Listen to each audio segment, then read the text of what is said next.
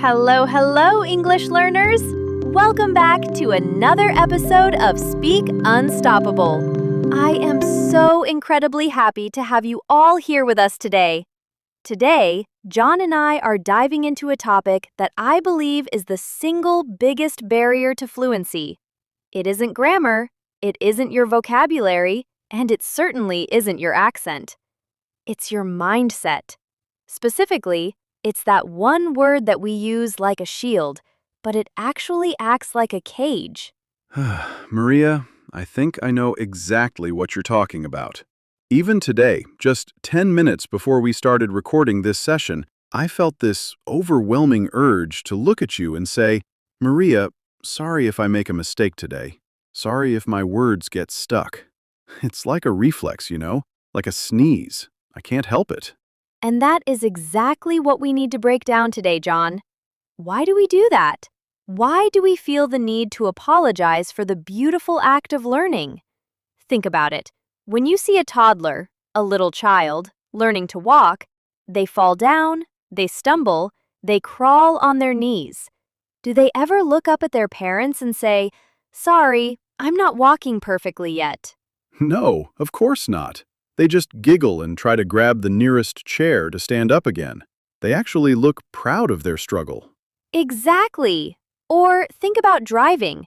When you are a student driver and the car jerks because you let go of the clutch too fast, sure, you feel a bit embarrassed, but you don't apologize for being a learner.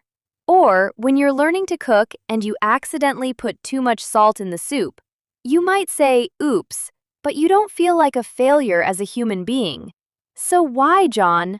Why is English the only thing that makes us feel like we owe the world an apology? I've been thinking about this a lot, Maria. I think it's because, in our culture, English has stopped being just a language. It has become a judge. It's seen as a sign of intelligence, of class, or even of how smart your brain is. If you speak broken English, people often assume you aren't smart enough to understand complex ideas. That judgment is what we are afraid of. We apologize to say, "Please don't think I'm stupid. I just can't find the word." That is the myth we are here to shatter today. Listen closely, everyone watching or listening. English is a tool for communication, not a certificate of your IQ. Your worth as a human being is not connected to your ability to use the present perfect tense correctly. When you start a conversation with, "Sorry for my English," do you know what you are doing psychologically? What are we doing? I thought I was just being polite. No, you are giving away your power. The moment those words leave your mouth, you are telling the other person that you are less than them. You are inviting them to look at your mistakes instead of listening to your ideas. You are setting a stage where you are the weak speaker and they are the superior listener. Why would you want to start a connection like that? Wow, I never thought of it that way. I thought I was making them feel comfortable by admitting my weakness. But you're saying I'm actually making myself uncomfortable by highlighting it. It's like wearing a sign on my chest that says, "I am going to fail." Precisely. And the truth is, most people don't even notice your mistakes until you apologize for them. Imagine you are wearing a beautiful dress, but it has one tiny loose thread at the bottom. Nobody sees it. But then you walk into the room and say, "I'm so sorry for this loose thread on my dress." Now, what is everyone looking at? Everyone is staring at the thread. They aren't looking at the dress or my face anymore. They are just focusing on that one tiny flaw. Exactly. That is what sorry does to your English. It takes a beautiful conversation and turns it into a search for errors. Joun, you have so many great stories to tell. You have insights about life, about work, about family. When you apologize, you are telling the listener that your stories aren't important, only your grammar is. And that, my friend, is a tragedy. It really is. I realize now that my sorry was actually a wall I was building between me and the person I was talking to. I was so busy being sorry that I wasn't being present. But Maria, it's a hard habit to break. That word sorry feels like a safety net. If I say it first, it feels like I've protected myself from their laughter. I understand that feeling of protection, but real protection comes from confidence, not from hiding. We need to realize that the person we are talking to is usually just as nervous as we are, or at least they are much more interested in what we are saying than how we are saying it. So, the first step is to recognize that English is just a bridge. If the bridge is made of wood or steel, it doesn't matter, as long as it gets you to the other side. Beautifully said, John. A bridge is a bridge. As long as the message crosses over, the mission is accomplished. But I know what everyone is thinking right now. They are thinking, okay, Maria, I won't say sorry, but what happens when my brain just stops working? Yes, exactly. That's the scary part. What happens when the bridge just disappears in the middle of the ocean? That, John, is what we are going to tackle next.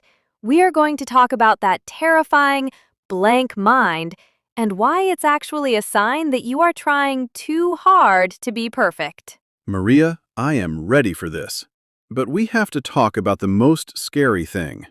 Imagine I am talking to a native speaker or my boss. I have the perfect sentence in my head. I am ready to speak. And then, poof, the word is gone. My mind becomes like a white paper, empty, blank. In that moment, I feel so small. My heart starts beating fast, and sorry feels like the only word left in my brain. Why does this happen? Oh, John, don't worry. This happens to almost every learner. Even I used to face this. There is actually a scientific reason for this.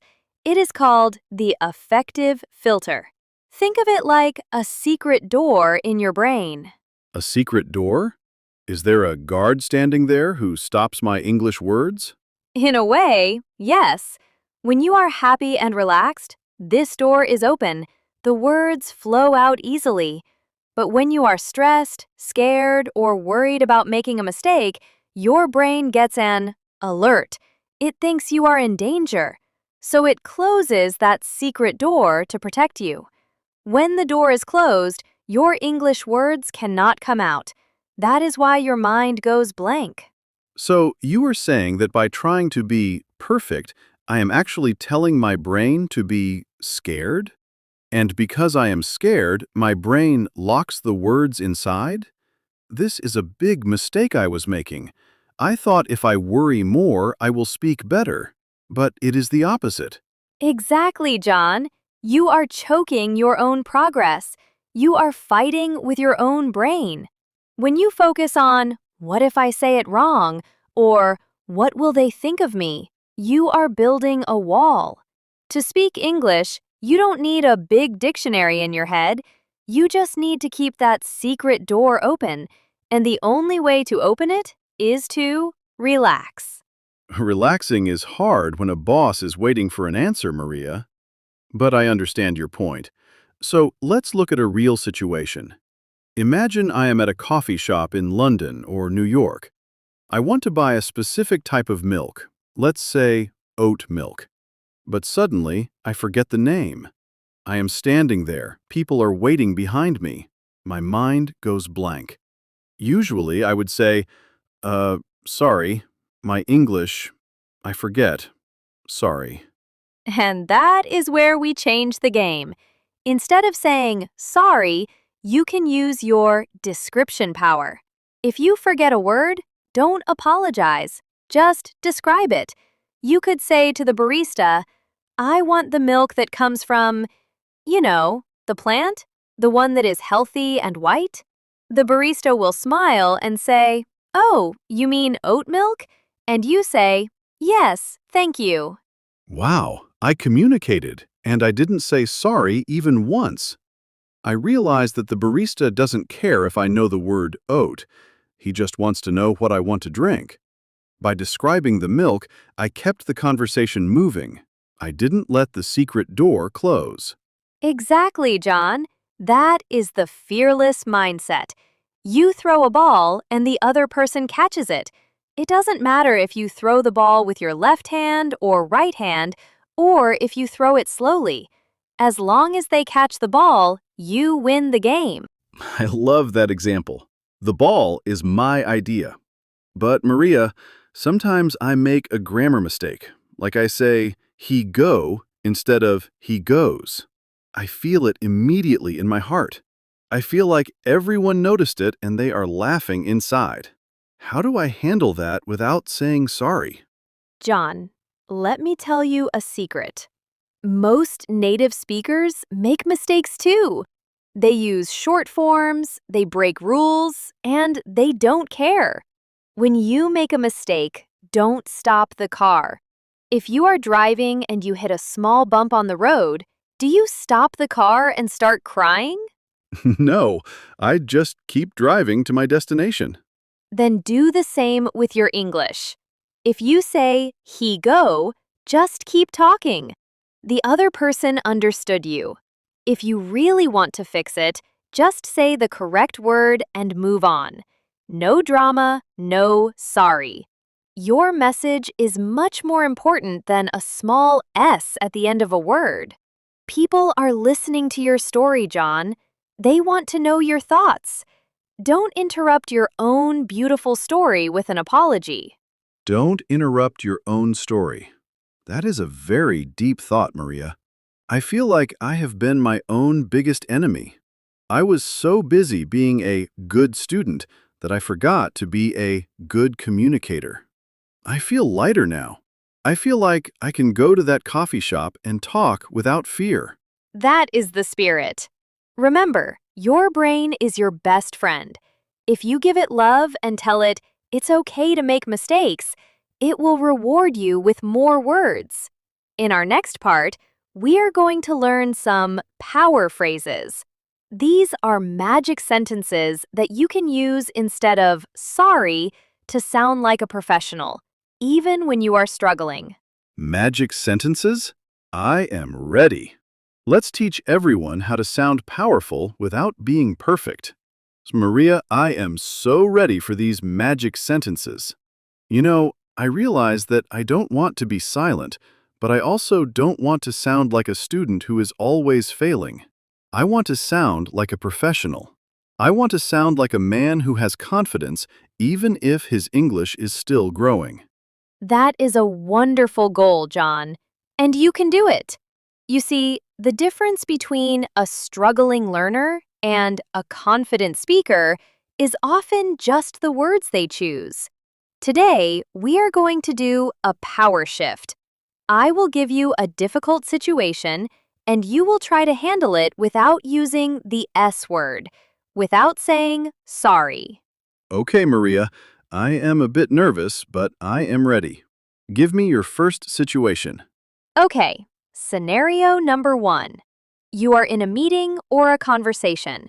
You want to explain a great idea, but suddenly you forget a very important word.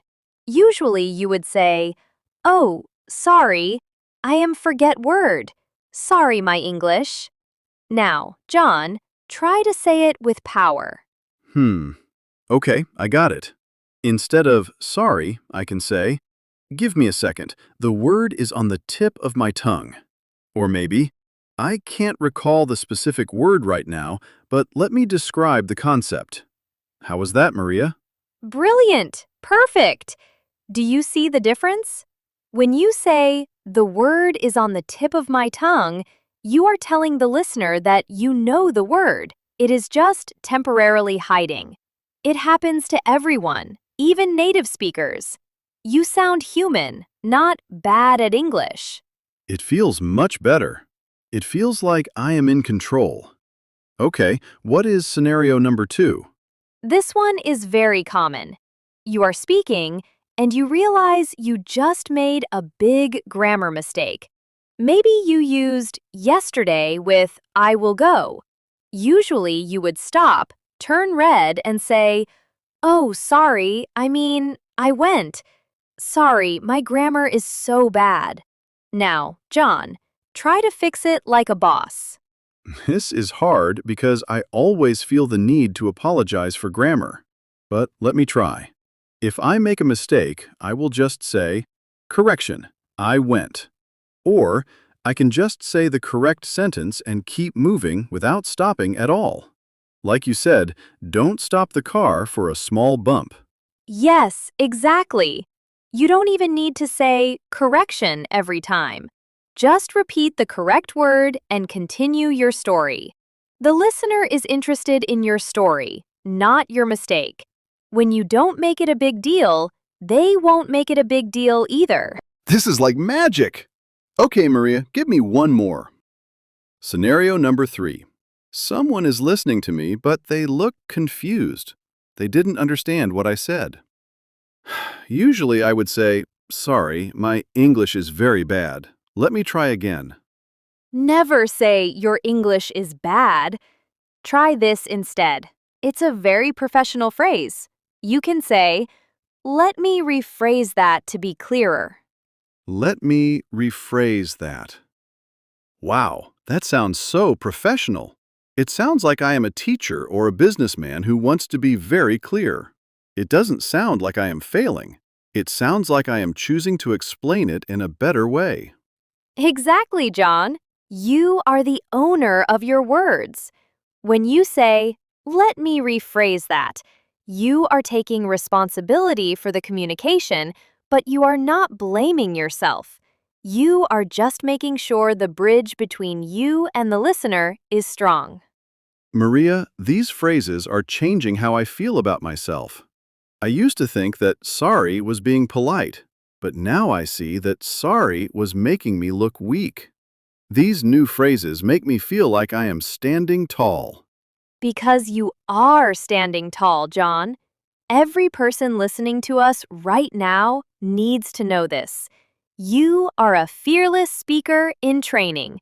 When you use phrases like, thank you for your patience, instead of, sorry, I am slow, you change the energy of the whole room.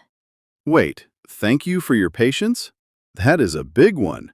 Instead of apologizing for my speed, I am thanking them for being a good listener? Yes. Think about it. When you say, sorry, I am slow, the other person feels like they are wasting time. But when you say, thank you for your patience, you are giving them a compliment. You are calling them a patient person. People love compliments. It makes them want to listen to you even more.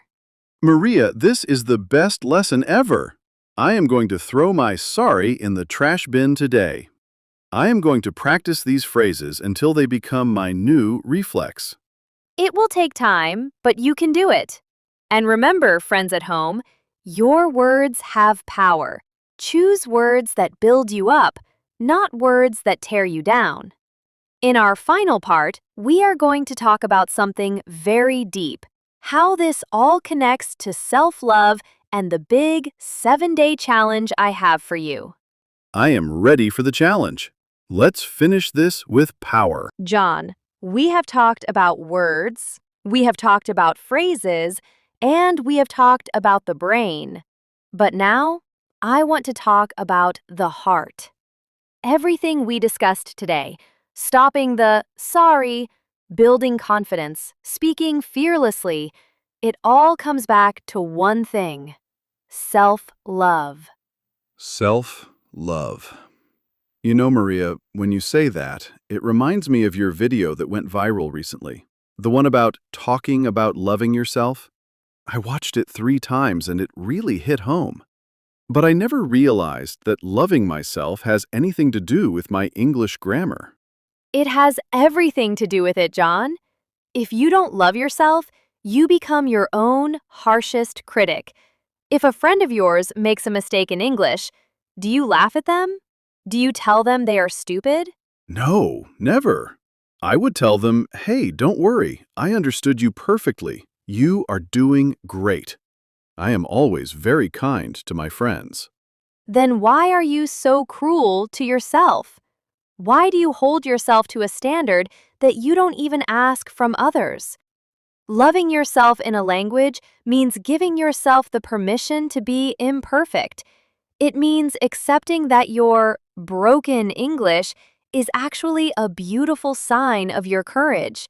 You are speaking a language that is not yours. That is a superpower, not a weakness. A sign of courage. I always saw my mistakes as a sign of failure. But you're right. Every time I try to speak, I am being brave. In your viral video, you said that self-love is about acceptance. So I should accept my mistakes too? Exactly. When you love yourself, you stop apologizing for your growth. You don't say sorry for being a learner. Think of your English like a small plant. You don't yell at a small plant because it doesn't have flowers yet. You water it. You give it sun. You love it. Your English needs your love and patience, not your sorry and your shame. Maria, I feel like a huge weight has been lifted off my shoulders. I realized that by saying sorry all the time, I was actually telling myself that I am not good enough. From now on, I am going to be my own best friend. That is the most important thing you have said today, John. And because I want all our listeners to feel this same freedom, I have a special challenge for everyone. I call it the 7-Day Banish the S Word Challenge. The S word? You mean sorry? I'm in. Tell me the rules, Maria. It's very simple but very powerful. For the next 7 days, you are not allowed to say sorry for your English. If you forget a word, if you make a grammar mistake, if someone doesn't understand you, you cannot apologize. 7 days. No sorry at all? What if I really, really feel the need to say it? What if the sorry is just sitting there in my mouth, waiting to come out? Then you use the magic switch. Instead of sorry, you say thank you. If you are speaking slowly, don't say sorry I am slow. Say thank you for your patience. If you make a mistake and fix it, say thank you for understanding. If you forget a word, say thank you for waiting while I find the right word. Thank you for your patience. Maria, that changes the whole energy. When I say sorry, I am a beggar. But when I say thank you, I am a leader. I am giving the other person a compliment. I am making them feel good too. Precisely. It turns a negative moment into a positive connection. So, to everyone listening, are you ready to take this challenge? For 7 days, let's delete the apology and start the appreciation. Let's treat ourselves with the same love we talked about in our viral video. I am definitely doing it. 7 days of fearless English. No apologies, just power. Maria, we've been talking for quite a while now, and I feel like a different person than I was at the start of this podcast. That is the power of a mindset shift, John. Remember, your English is a bridge to the world. Don't let your apologies knock that bridge down. Build it with confidence, paint it with your personality, and cross it with pride. This was amazing. Friends, if you are with us on this journey, please leave a comment below. Write the phrase, I am a fearless speaker. We want to see how many people are joining the 7-day challenge. Yes, we read all your comments, and they inspire us. And if you haven't seen our video on loving yourself, go watch it right now. It will make this 7-day challenge much easier for you. Thank you for being here. Thank you for your time. And most importantly, thank you for being you. I'm going to go be fearless now. See you in the next episode. Keep speaking, stay unstoppable. Bye-bye.